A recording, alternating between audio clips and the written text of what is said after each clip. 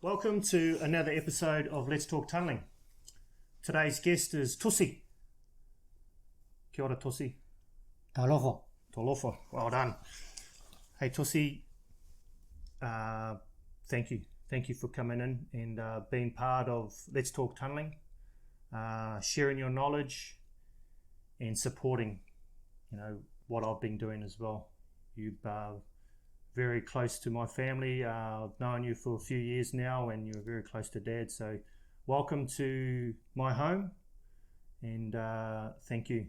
Thank you. Before we start, we had a bit of a talk earlier and you mentioned something to me that I was just really humbled by, and you're going to say a prayer for us. Is that right? Okay. Thank you, mate. Let's sing prayer. Let dwell ma umanesi fian ma tu fuanga ni tu na ni tu.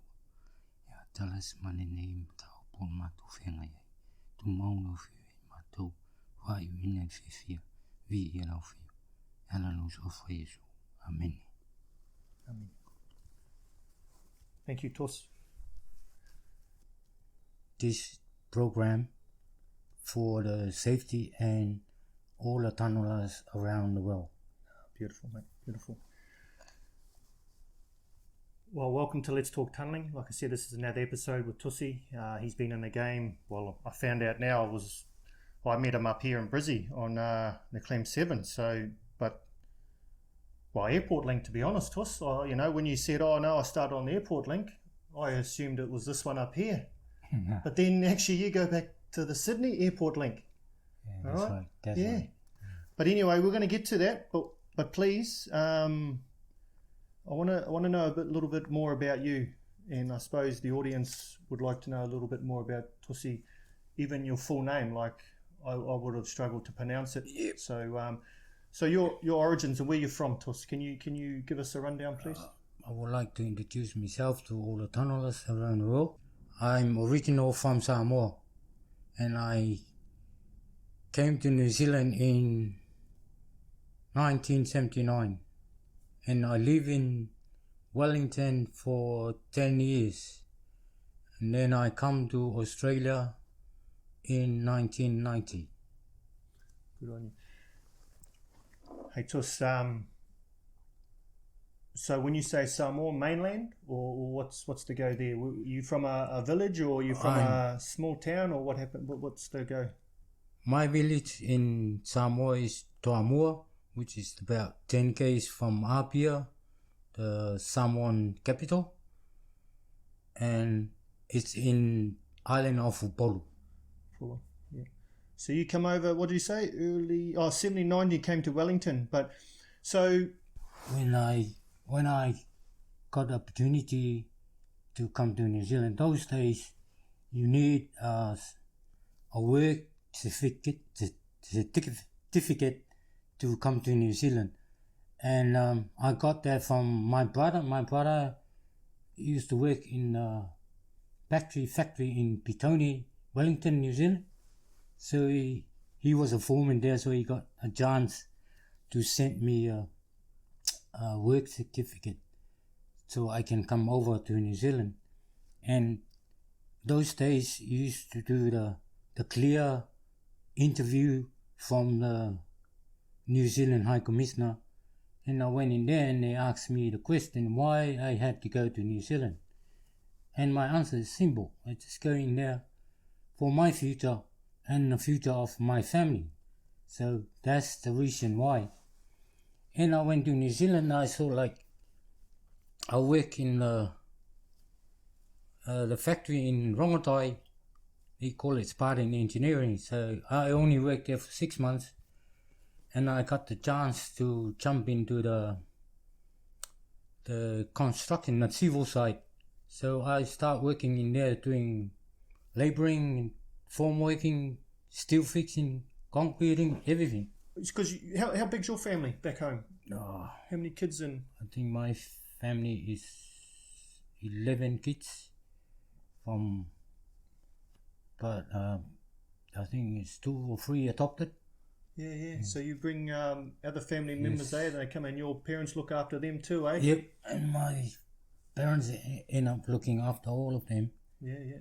When I come to New Zealand, still got my younger brother still in school, so I decided to do something for my family. So I end up sending money to pay for their school fees to make sure they are going to school. So for the good of the family and for them as well. So I help a lot those days until they finish school.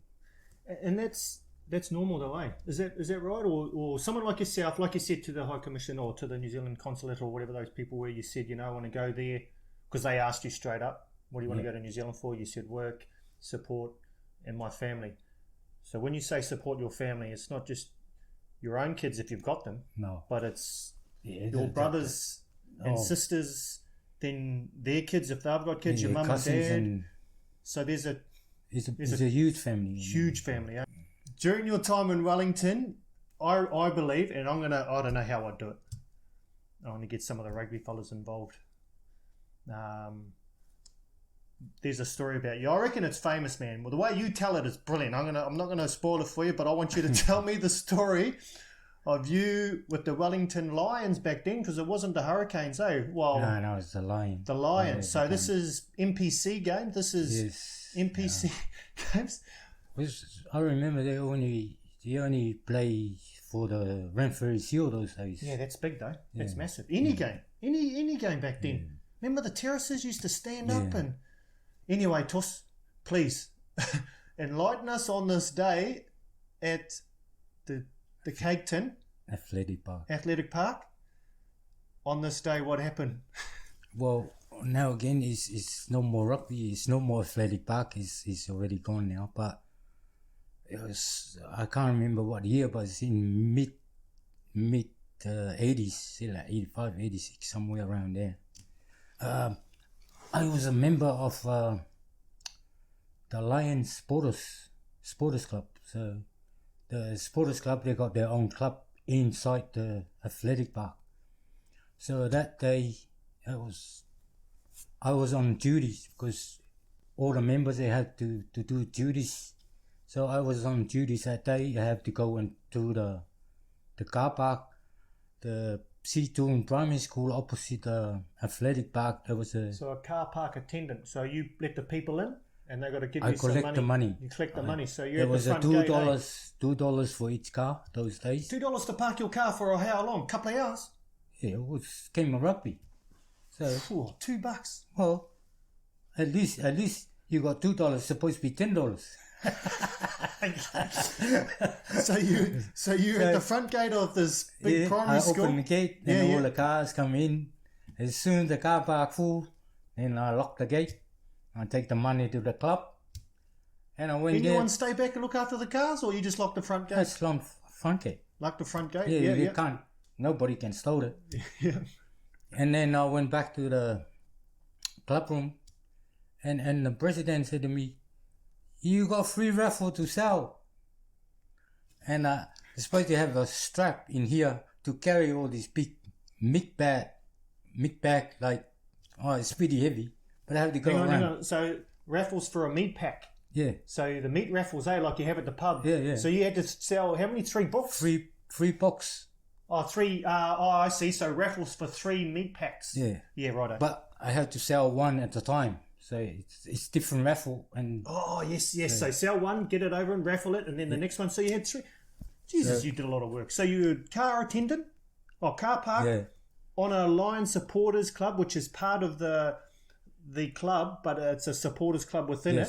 So like the bloody English Barmy Army and all that sort of stuff. So you guys, we are the Lions supporters. So wherever the Lions goes, we support them. Like. Did you follow the Lions back in Samoa though, or just because you got to Wellington you went? Yeah. Oh, when I got to Wellington, because those days there are no games of rugby live over the island. Yeah. Those days. Yeah. So I never miss a game of Wellington. Every game I always go to. Yeah. And to carry on the story is after I sold all that meat back, there was about 11:30 in the morning or 12 o'clock, and then I came back and I sit in the bar, start drinking. But you had done 2 jobs, so you deserved a beer after that for sure. I was sweating. Yeah. Because the field is pretty big, the Fleddy Park, and I had to climb up the chairs. And so you're selling raffles within the crowd? Yeah, in the crowd. So you've got the early games like the curtain raiser and all that. So you've been there since, 9, 8 o'clock in the morning with the car park. That's right. You got the early games, and then you come back after the car park, and then you got to go and sell raffles out in the grandstand. Yeah. Meat raffles out in the grandstand. That's your duty, yeah. Unreal. Righto, carry on. But after that, then I came back and I started drinking. And then just before the main game start, that was the Lions against the Hawke's Bay, black and white bull, their mascot. So what year is this? Around early? 85 or 86 somewhere. Who were the Wellington?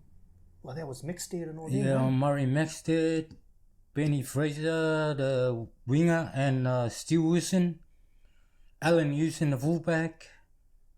Sorensen was the halfback. Who was the hooker? Hickory, the hooker. Hickory. Dad loved him, eh? Hickory was the hooker. Whoa. Jamie Salmon, he was from England. He was a centre. I remember that. Well, they had a Pommy centre coming. Yeah, he was there. And yeah, that's right. Yeah, he was a centre. I can't remember all the other plays. So righto, so you sell these raffle tickets and you righto, I'm going to pull up stumps, I'm going to go for a beer. So you start sinking a few beers, and then what happens? And then the president walked up with the suitcase and he goes, who wants to do the mascot? The what? The mascot? Mascot for the Lions. The mascot is a lion suit. So I said, all right, give it here. Might as well carry on my duties for the day. So the president agreed, all right, here you go. He gave me the suitcase. And then it's about, I would say like 20, or 1:45 to 22 to before the game start. I walked down the tunnel where the players got changed and put on a suit, put on a lion suit. And then I walk out the gate or the tunnel, start doing my exercise on the grass in front there. So you're out on the pitch by now, or next to on the sideline of the actual field? Yeah, I was at outside. Athletic Park. Yeah. Right. I was outside, start doing my exercise, like my push-ups, warm up, my push-ups, my stretch. So you were in the full suit, the full lion suit by then? Yeah. Doing push-ups and exercises. Yeah. Big crowd. Wellington just about to play Hawke's Bay. Yeah, that's right. Righto. And I was doing my push-ups and all of a sudden I feel somebody pull my tail. Yeah, was really hard. He pulled it hard. It pulled me as well. So, and I turn around with the black and white bull. So off the Hawke's Bay mascot. So off you go to head and start punching. So you take off your lion's head because I can't see where I'm punching. So I take off and I couldn't punch his face because he's got his head on. So I start punching the ribs, body punch the ribs. Hang on. All of a sudden, he just took off. What were the crowd doing? And the crowd goes, "Go the lion! Go the lion! Go the lion!" That was crack up. Hey, I said to you earlier when I remember this story. You told me this story when we first met years ago, and I couldn't believe it. I was in awe. You know, especially about that timing, and because I was a kid back then following the All Blacks and the players like Mixted and all them too. So for you to talk about them, but you were in amongst them, and then that happened on a game, an NPC game. Brilliant. Good old days. And when the halftime comes, I have to do it again. And I came out was nowhere near me. He was on the other side of So the bull stayed away, yeah? He stayed away from me. The old lion got him. Hey, Tus, that's awesome. Hey, so your days in Wellington, construction. So you started pretty much your construction career. Because I talk about tunnelling, and okay, I say it's unique, specialised in a lot of ways, but I also call it construction but underground, eh? So you can do a lot within it. Oh, that's the other thing I forgot to tell you.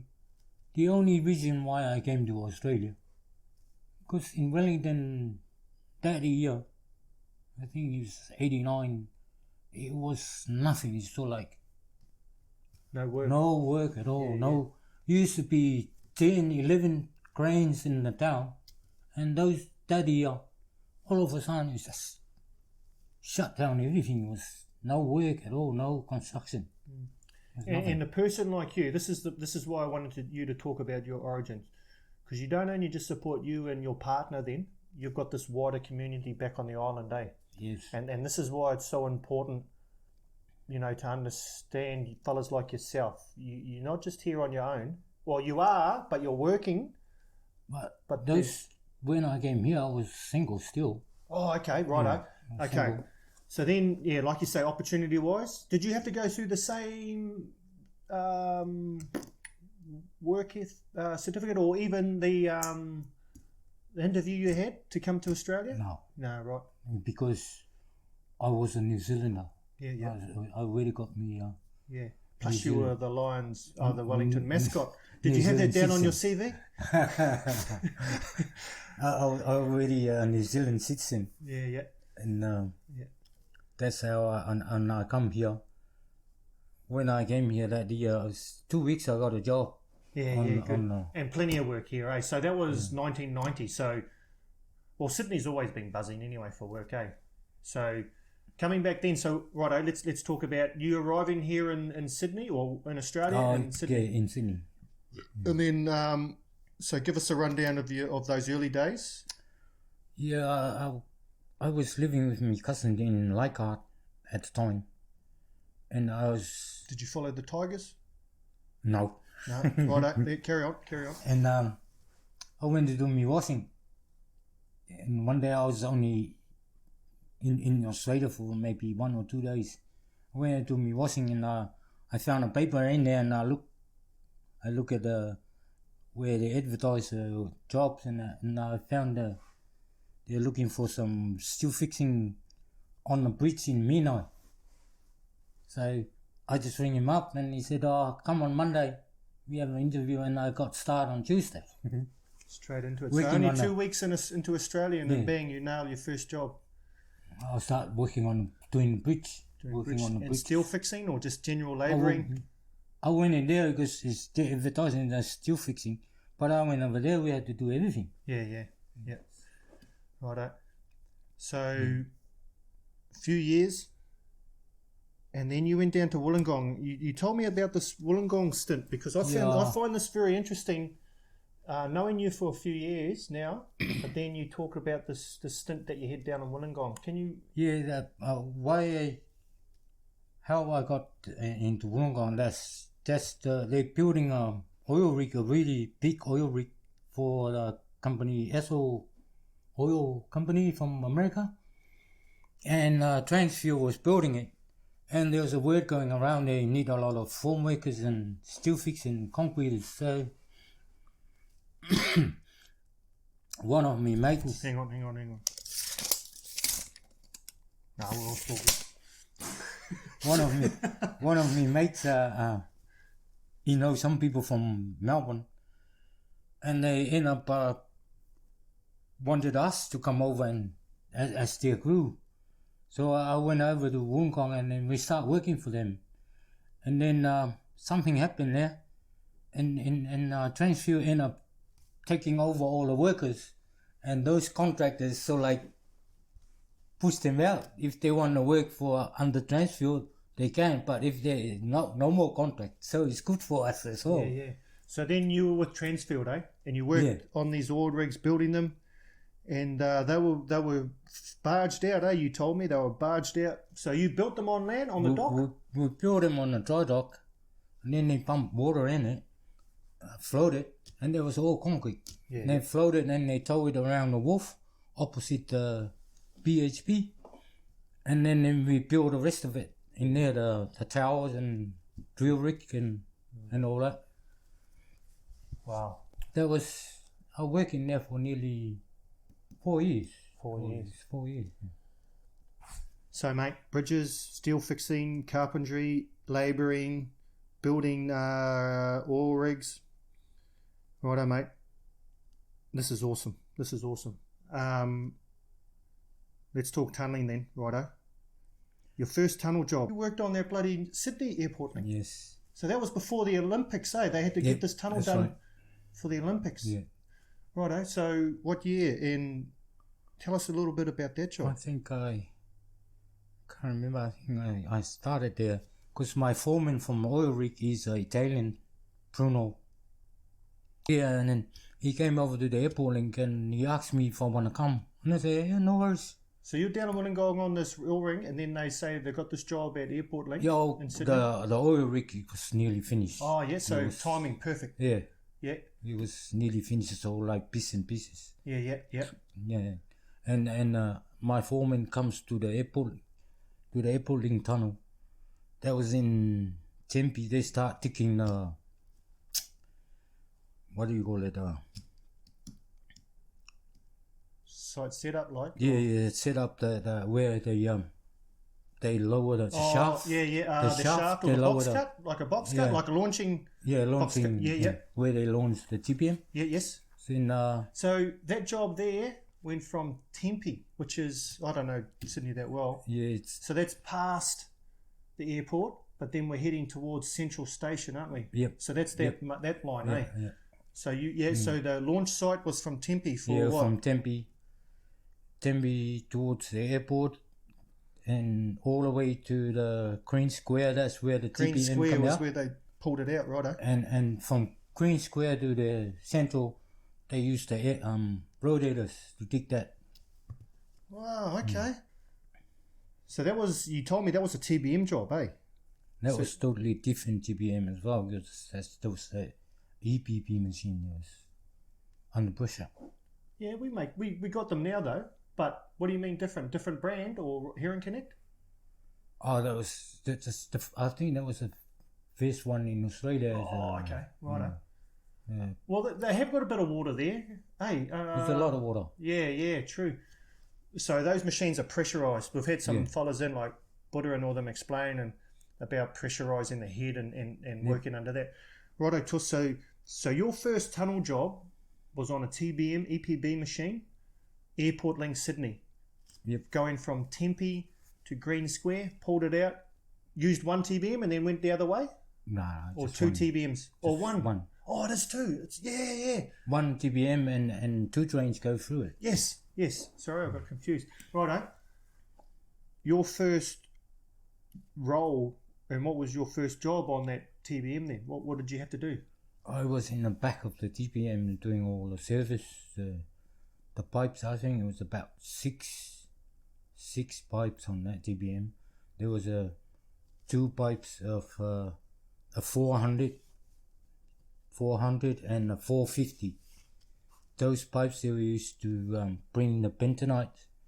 One of the biggest one was the bentonite pumping into the head. What does the bentonite do? Is that like a slurry? Oh, I know what you're talking about. So that mixes with the dirt that's cut. Yes. Make the mud slurry. Yeah. Yes. And then the 400, that's where the material comes out. It's no conveyor belt. Comes through the pipe. All the material from the head. Yeah. Excavate. And in behind the head they got this big crusher. It goes like this.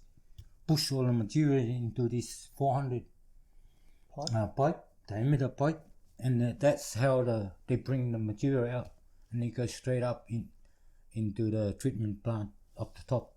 Right. In Tempe. I think I know what you're talking about. I think the Sydney Metro, the one that's gone under Darling Harbour. I was there a few weeks ago, and I think I visually saw pipes coming out. And that was a big pipe, the one they had at Sydney Metro. So I understand there. So to explain it, so you've got all these service lines, and when you talk about you were at the back of the TBM has service lines, which could be rubber, could be steel, metal, and all that sort of stuff. And that's part of the TBM. They actually built into it. And then from there, because it's moving, it's a mobile sort of building or excavation machine that's moving it all the time.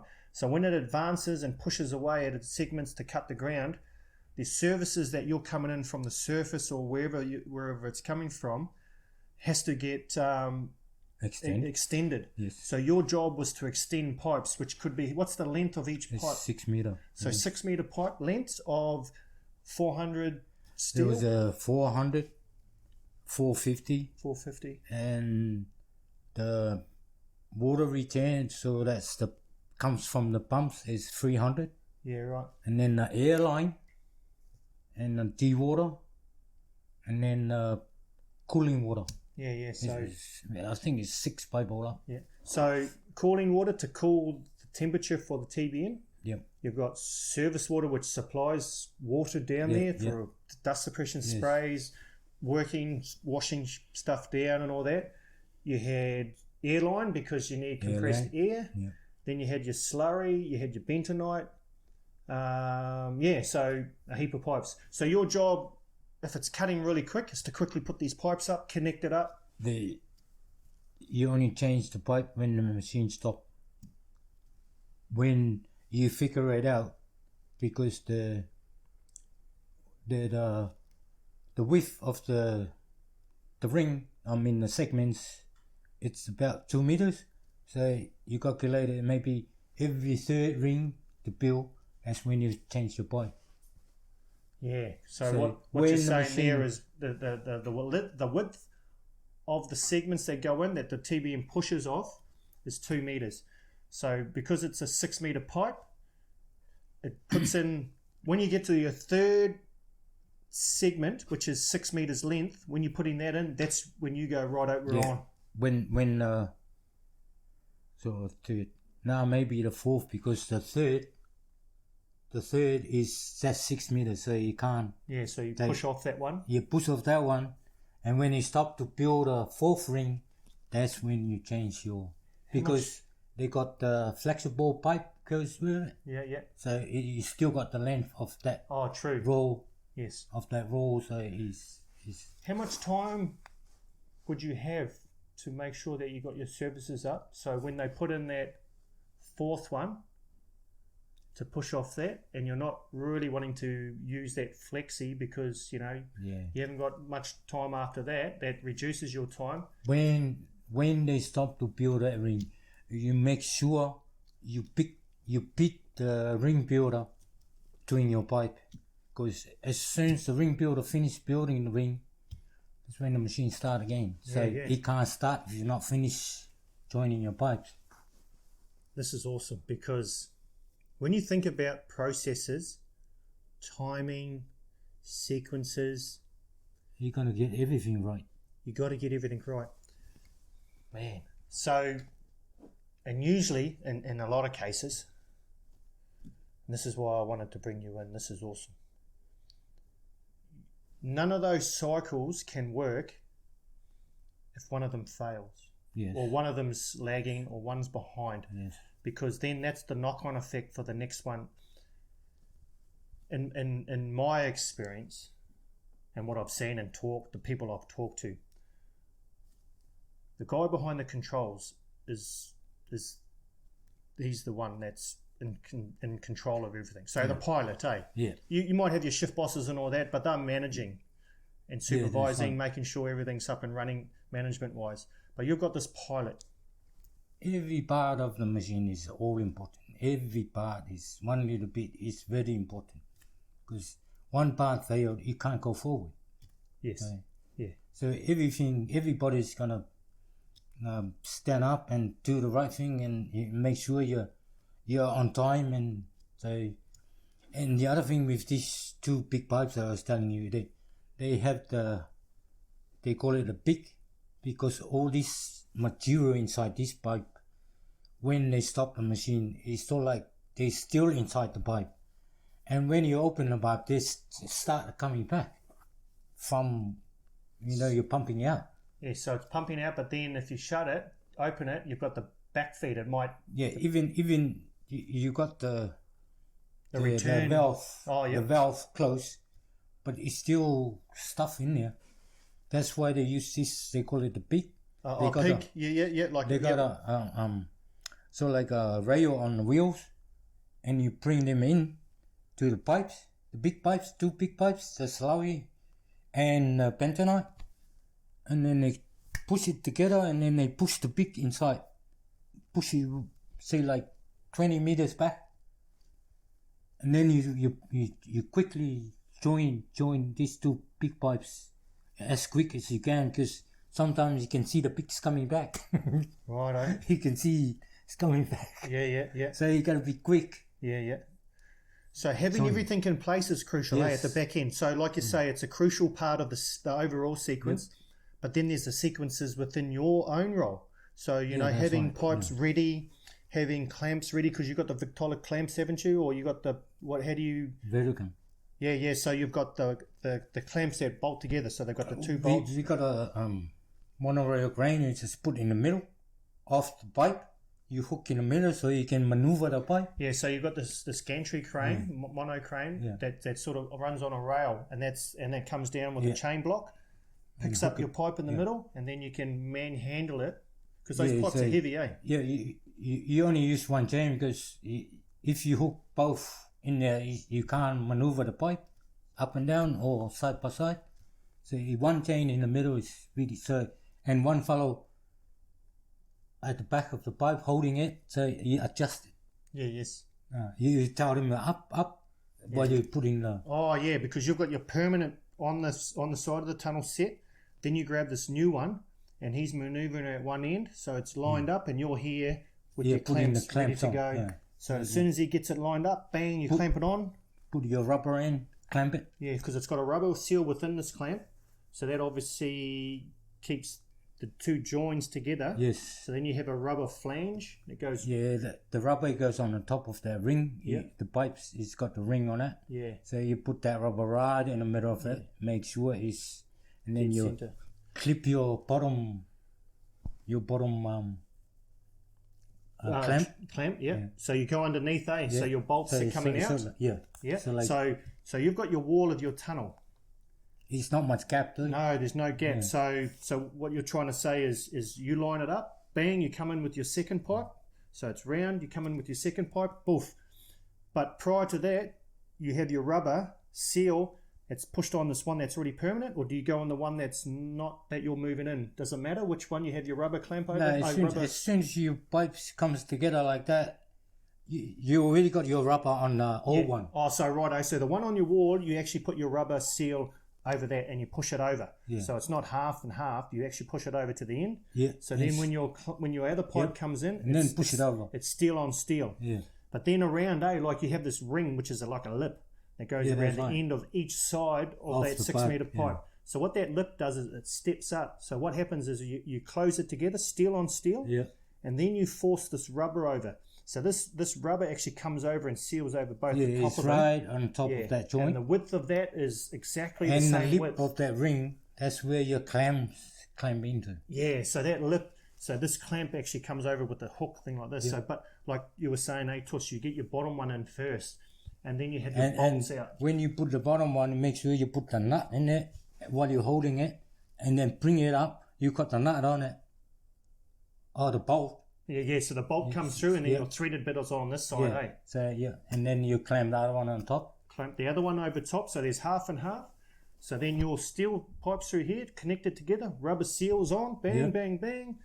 Come underneath with your clamp, but then your bolts are facing out here with the thread. You're looking at the thread. So you can reach it. Yeah, so then you come over the top with your other half, thread it through the hole. Nut. And then your nut straight on, bang, bang, bang.